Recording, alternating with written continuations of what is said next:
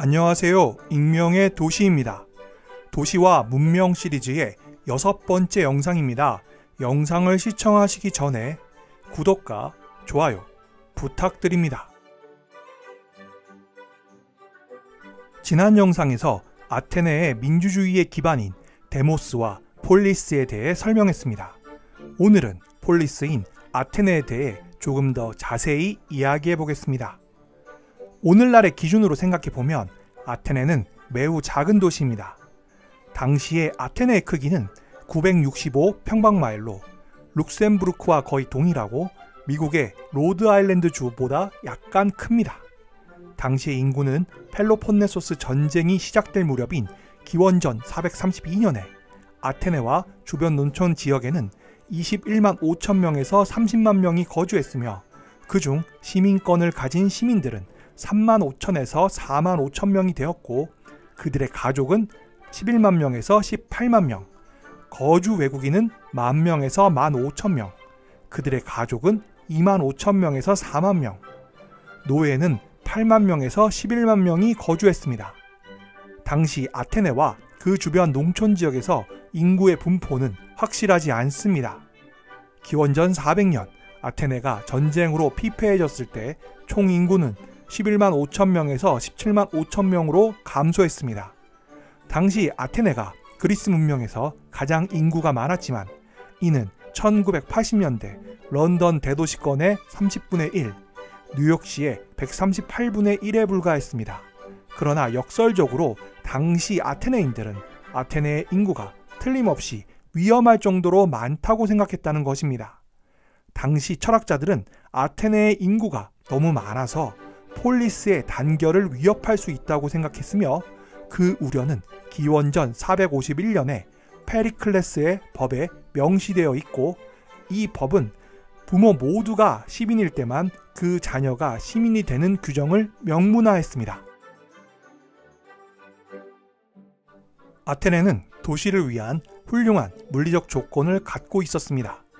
해안에서 약 4마일 떨어진 곳에는 아크로폴리스의 기초를 형성하는 석회암 절벽이 있었고 6세기 경에는 지하의 파이프라인을 통해 물을 도시에 공급했습니다. 그리고 이는 당시 그리스의 전형적인 도시 입지 조건이었습니다. 바다에서 멀리 떨어져 있지는 않았지만 방어할 수 있는 고지대에 도시가 위치해 있었습니다. 그리고 도시의 규모가 작았고 지형적인 특징과 도로 체계가 부실해서 대부분의 사람들은 집에서 멀리 돌아다니지 않았고 현지 시장으로 걸어갈 수 있었습니다. 그리고 아테네에서 피레우스 항구까지 약 4마일의 거리를 왕복하는 데에는 하루가 소요되었습니다. 아크로폴리스는 고지대에 위치한 바위로 구성된 언덕 위에 세워졌습니다. 이는 적이 접근하기 어렵게 만들어 방어에 있어 유리함을 제공하였습니다. 도시가 처음 형성되던 시기에는 폴리스와 아크로폴리스 사이에 구별이 없었습니다. 사원들은 도시 전역에 흩어져 분포되어 있었습니다. 사원들은 그리스의 종교인 의인화된 신들을 표현하기 위해 건설되었습니다. 아크로폴리스는 신의 집이었습니다. 파르테논은 신들의 사원이었습니다. 아크로폴리스 아래에는 아고라가 있었습니다. 아고라를 시장이라고 번역하는 것은 매우 부적절하고 심지어 시민센터는 더 나쁜 번역입니다. 아고라는 단순하게 표현하면 사람들이 모이는 장소였습니다. 아고라는 폴리스만큼이나 헬레니즘을 상징하였습니다. 아고라는 단순한 공공장소가 아니라 도시의 살아있는 중심이었습니다. 시간이 지남에 따라 정치 형태는 왕정에서 귀족 정치를 거쳐 민주주의로 바뀌었고 이에 따라 도시의 중심은 아크로폴리스에서 아고라로 이동했습니다. 아고라에는 연극을 위한 극장과 운동 경기를 위한 경기장이 건립되었습니다. 아고라에는 극장도 있었고 시장도 존재했습니다. 아테네 아고라에서는 많은 것들을 판매하는 상인들이 있었습니다. 아고라의 가장자리는 거래를 위해 원의 형태로 나뉘었습니다. 서쪽으로는 금속과 철 시장이 있었고 남동쪽에는 행상인 시장이 있었습니다. 생선을 파는 시장도 있었고 이 외에도 과일, 올리브 오일과 포도주, 꽃과 약, 향신료, 향수, 그리고 다른 종류의 수공예 제품을 위한 공간이 있었습니다. 이러한 공간적 세분화는 오늘날까지 현대 아테네와 수많은 다른 지중해 및 중동 도시에서 발견할 수 있습니다. 아고라에서의 상업활동의 확산을 모든 아테네인들이 환영한 것은 아닙니다. 아리스토텔레스의 경우 그의 저서 정치학에서 아고라는 상인만의 공간이 아닌 전체 시민들을 위한 공간이 되어야 한다고 주장했습니다. 또한 플라톤의 경우 그의 저서 법률에서 외국의 상인은 도시 외부에서 활동을 하도록 해야 한다고 주장했는데 이는 가능한 한 외국인과의 관계를 줄이기 위해서입니다. 그러나 이들의 의견은 무시되었습니다. 앞서 설명한 것처럼 아고라에는 극장이 들어섰습니다. 이는 연극을 위한 것입니다. 극장이 들어서기 전에는 관중이 경사지에 앉거나 서서 평평한 지역에서 일어나는 공연을 관람했는데 공연이 벌어지는 곳을 시어트론이라고 합니다. 극장만큼이나 중요한 것은 아카데미였습니다.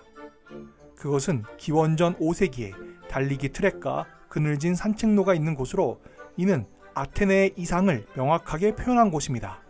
그것은 신성한 올리브 옆에서 건강한 신체와 마음을 갖춘 젊은이는 그의 친구들과 함께 달리기 시합을 하고 허브 기름으로 향기를 내며 봄 햇살을 쬐며 기뻐할 것입니다.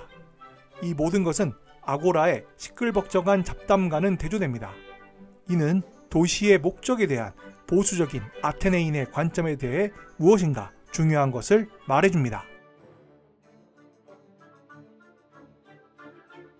기원전 5세기, 소위 황금시대의 아테네 전역에는 거대한 공공건축물들이 건설되었습니다.